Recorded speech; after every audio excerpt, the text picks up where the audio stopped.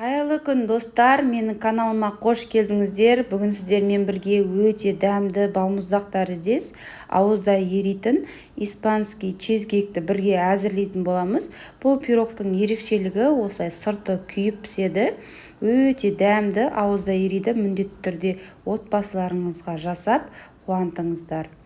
Видеоны толықтай қарап, менің каналыма тіркелмеген болсаңыздар тіркеліп, қоңырау батырмасын басып қоюды ұмытпаңыздар. Алда көптеген қолжетімді қарапайым рецепттерді ұсынатын боламын. Ал енді қажетті заттарды дайындап аламыз. Бізге творожный сыр керек, салқын сливки керек. Сливкидің проценті 33-тен төмен болмауы қажет, және кукурузный крахмал, қант, жұмыртқа қажет болады.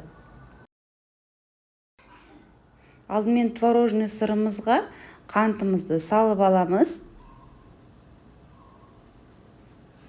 Енді миксердің көмегімен жақсылап араластырып аламыз.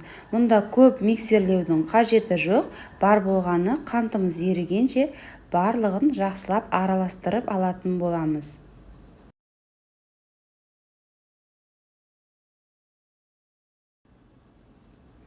Енді үстіне жұмыртқамызды қоса отырып миксерлейміз.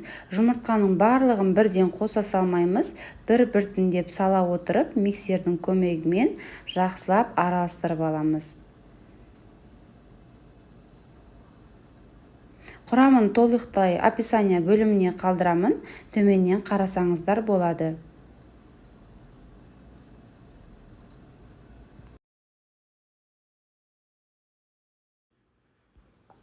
Араластырып болғаннан кейін үстіне салқын сливкиді қосамыз, және миксердің төмен жылдамдығынан бастап жоғарылата отырып 4-5 минуттай жақсылап тағыда миксерлейтін боламыз. Достар, менің каналымда түрлі рецепттер, тағамдардың түрлері бар. Каналымнан қарасаңыздар болады, және қазақша контентті қолдап, лайк басып, пікір қалдырып отыруды ұмытпаңыздар.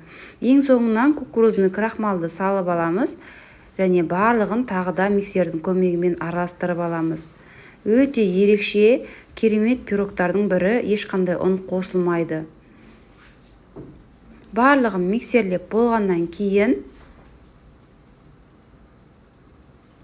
лопатканың көмегімен шет-шетіндегі ұндардың барлығын сырып аламыз, және төменнен жоғарыға қарай жақсылап араластырып, видеодағыдай араластырып алатын боламыз. Себебі арасында ешқандай ауа қалмауы қажет. Енді арнайы формамызға, менде 20 диаметрлік форма, фольганы осылай орап алдым, және шет-шетіне пергаментный бумаганы төсеп алып, ортасына сұйық массамызды қоямыз.